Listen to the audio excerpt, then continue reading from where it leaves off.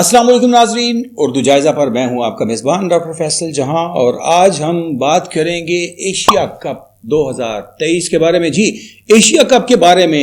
اس کو ہونا ہے یا نہیں ہونا، اس کو ہونا ہے تو کہاں ہونا ہے، اور اس کے بعد اس کے کون سے میچز کہاں پر ہوں گے، کس ترتیب سے ہوں گے۔ اس کو پریشانی کا شکار بنایا گیا، اس کو انتہائی مشکل قسم کے حالات سے دوچار کیا گیا، اور ان حالات کو دو چار کرنے میں سب سے بڑا کردار ہمارے ہمسایہ ملک بھارت کا ہے، جس نے ہمیشہ پاکستان کے وجود کو، پاکستان کے بننے سے لے کر آج تک کبھی بھی دل سے قبول نہیں کیا، اور اسی وجہ سے وہ وقتاً فوقتاً کوئی نہ کوئی ایسا کام کرتا رہتا ہے کہ جس کی وجہ سے پاکستان کے آگے بڑھنے کے جو عمل ہے اس کو وہ روک سکے، اس کے آگے رستے میں روڑے اٹکا سکے۔ اور اس سلسلے میں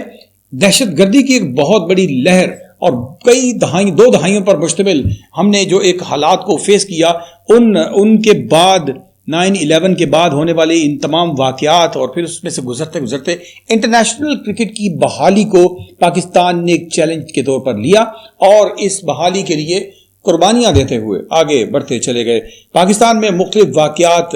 جو ہیں وہ ہوتے رہے۔ پاکستان میں سری لنکن ٹیم پر حملہ ہوا، مختلف ایسے تمام واقعات کے جن کو کسی صورت بھی آپ بھارت سے الگ نہیں کر سکتے، جو پاکستان کے بارے میں دنیا کو یہ تاثر دینے کی کوشش کرتا رہا کہ یہ ایک دہشت گرد اسٹیٹ ہے، لیکن دوسری جانب خود اپنی دہشت گردی کے عمل پہ دن رات کاربند رہا، اور اس ملک میں افراتفری مچانے میں اپنا ہر کردار بھارت نے نہ صرف ادا کیا بلکہ اپنی جانب سے ایک مخصوص بجٹ وہ ہر سال اس بات پر مختص کرتا ہے کہ جس بجٹ کے ذریعے پاکستان کو وہ ڈی اسٹیبلائز کر سکے، اور پھر اس مقصد کے لیے پاکستان میں ہر مکتبہ فکر سے اوپر سے لے کر نیچے تک مختلف لوگوں پر پیسہ انویسٹ کیا جاتا ہے، اور انہی لوگوں کو جو کہ ان کی جانب سے ایجنٹس کہہ سکتے ہیں، جن کو ہم انہی لوگوں کو پہچاننے کی ضرورت ہے، انہی لوگوں کو جاننے کی اور ان پر نظر رکھنے کی ضرورت ہے، تاکہ ہمیں پتہ ہو کہ ہم دوست کی بات سن رہے ہیں یا کسی دشمن کی باتوں پر غور کر رہے ہیں۔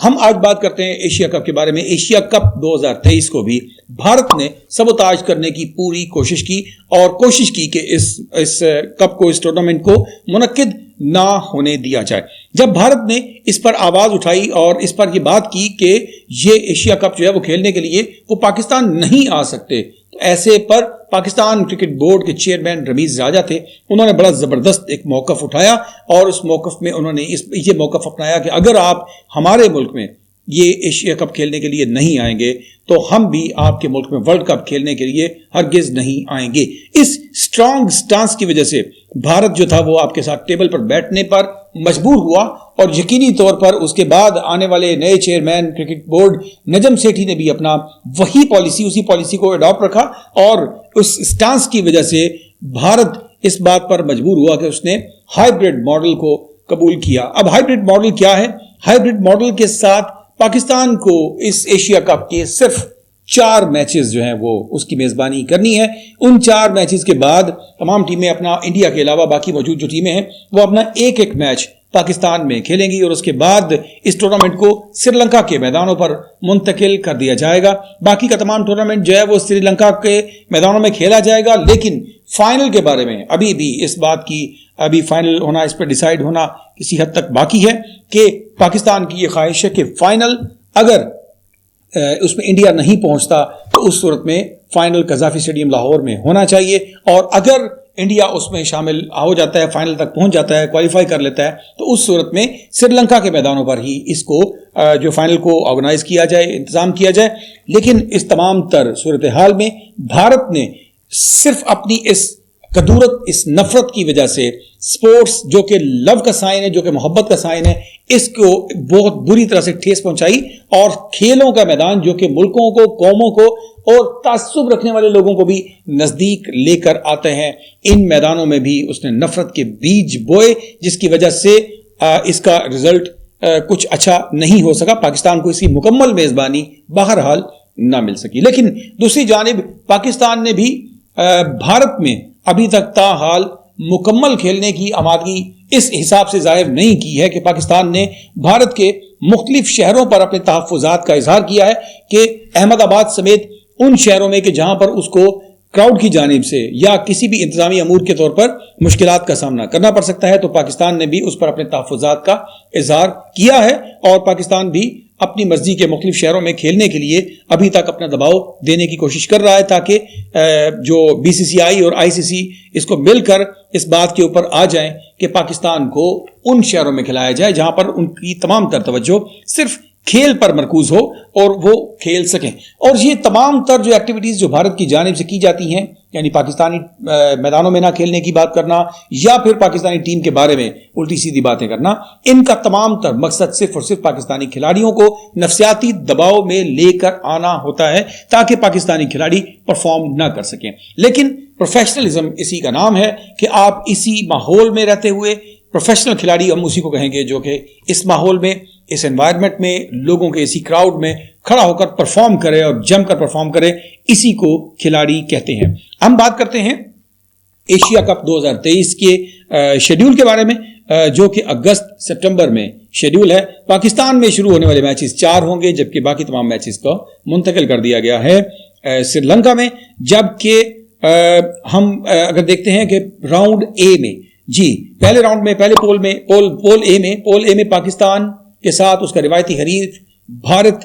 اس کے ساتھ شامل ہے۔ 3 ٹیموں پر مشتمل اس پول میں تیسری ٹیم نیپال کی ہے، اور یہ تینوں ٹیمیں جو ہیں وہ ایک دوسرے کے خلاف ایک میچ کھیلیں گی، اور ٹاپ 2 ٹیمز جو ہوگی وہ راؤنڈ 4 کے لیے آگے کوالیفائی کرے گی۔ اسی طرح دوسرے راؤنڈ میں اگر ہم دیکھتے ہیں، دوسرے پول میں دیکھتے ہیں، تو ڈیفینڈنگ چیمپئن سری لنکا کے ساتھ بنگلہ دیش اور افغانستان دوسرے پول بی میں شامل ہیں، جن میں سے 2 اوپر آنے والی ٹیمیں جو زیادہ میچز جیتیں گی، جو زیادہ پوائنٹ سکور کریں گی، وہ تمام دونوں ٹیمیں جو ہیں وہ آگے سپر 4 راؤنڈ میں کوالیفائی کریں گی۔ اور اس سپر 4 راؤنڈ میں 4 ٹیمیں جو ہیں وہ ہر ٹیم اب باقی 3 ٹیموں کے ساتھ ایک میچ کھیلے گی، اور اس میں جو ٹاپ 2 ٹیمز ہوں گی وہ اپنا فائنل کھیلیں گی۔ بڑا سمپل سا اس کا شیڈیول ہے جو کہ آپ کے سامنے میں نے پیش کر دیا۔ لیکن اس تمام تر میں اس سے قبل پاکستان کرکٹ بورڈ کو اور انڈیا کی جانب سے اس مخالفت کرنے کی صورت میں حکومت پاکستان کو ان تمام چیزوں پر غور کرنا ہوگا کہ اس سے قبل آئی سی سی میں، انٹرنیشنل کرکٹ کونسل میں بھی 3 ٹیموں نے مل کر بگ 3 کے نام سے اپنا رول، اپنی حکومت قائم کرنے کی کوشش کی، اور آئی سی سی کو ہائی جیک کرنے کے لیے مکمل پلان تیار کیا، جس میں بھارت، آسٹریلیا اور انگلینڈ کی ٹیموں نے اس کے اوپر باقاعدہ لابنگ کی، اور لابنگ کرنے کے بعد آئی سی سی میں ایسے قوانین مرتب کیے جس سے نہ صرف انہوں نے مالی فائدے حاصل کیے بلکہ کرکٹ کے تمام تر کنٹرولز کو اپنے ہاتھ میں کر لیا۔ دوسری جانب اب یہی پلان ایشین کرکٹ کونسل میں بھی نظر آ رہا ہے۔ بھارت جو ہے وہ اس بات کے لیے اپنے پر تول رہا ہے کہ ایشین کرکٹ کونسل کے جتنے بھی ممبرز ہیں ان کو اپنے ہاتھ میں کرے، اور اس کے بعد پاکستان کو جس طرح وہ عام معمول میں جس طرح نقصان پہنچانے کی کوشش کرتا ہے اس طرح کے نقصانات پہنچائے۔ اس سلسلے میں سری لنکا کا کردار ہمیشہ پازیٹیو مثبت نظر آیا، اور اس نے ہر اچھے برے وقت میں پاکستان نے سری لنکا اور سری لنکا نے پاکستان کا ہمیشہ ساتھ دیا، اور ایسے حالات میں ایک دوسرے کے ملکوں میں جا کر کرکٹ کھیلی جبکہ جو کہ ایک دوست ہی کھیل سکتا تھا اور اسی کا ایک تقاضا تھا۔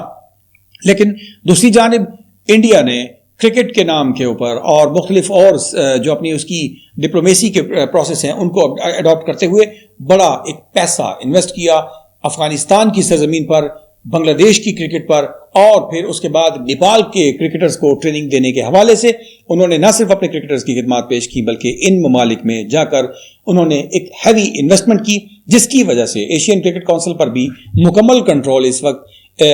جو بھارت کا وہ نظر آتا ہے۔ لیکن پاکستان کے ساتھ سری لنکا ہمیشہ ساتھ کھڑا رہا ہے، اور ایک دوسرے کے ساتھ انہوں نے بھرپور ایک دوسرے کا ساتھ دینے کی کوشش کی ہے۔ اس سلسلے میں پاکستان کرکٹ بورڈ کے اعلیٰ عہدیداران کو اور حکومت پاکستان کو مل کر ایک ایسی پالیسی مرتب کرنی ہوگی کہ جس کے ذریعے ایشین کرکٹ کونسل اور آئی سی سی میں پاکستان کے قدموں کو مزید مضبوط کیا جا سکے، اور اس مضبوطی کے لیے ضروری ہے کہ اس پاکستان کرکٹ بورڈ کی بیک پر حکومت پاکستان کھڑی ہو، اور اس طرح کے پروٹیسٹ، اس طرح کے تمام جو انڈیا کی جانب سے جو یہ حرکتیں کی جاتی ہیں کہ جو پاکستان کی کرکٹ کو جو نقصان پہنچانا چاہتے ہیں، اس میں ہرگز بھی آپ کو فیئر گیم نہیں ملے گی۔ اگر آپ یہ سوچ رہے ہیں کہ جی آئی سی سی میں آپ کو آسٹریلیا کی جانب سے، انگلینڈ کی جانب سے یا کسی بڑے ملک کی جانب سے آپ کو وہ فیئر بات کریں گے، نہیں ہرگز نہیں. ایک دوسرے سے ان کے ایسے مفادات وابستہ ہو چکے ہیں کہ جن کی وجہ سے یہ آپ کے حق میں ہرگز بھی آواز اٹھانا نہیں چاہیں گے. سو ایسے میں آپ کو خود کو مضبوط کرنا ہے، آگے بڑھنا ہے، اور تاکہ بھارت کے اس نیگیٹو پروپیگنڈا کو اور کھیل دشمنی کو ہم لوگ فیس کر سکیں. اپنے میزبان ڈاکٹر فیصل جہاں کو آج کی اس پروگرام سے اجازت دیجیے. اللہ نگہبان.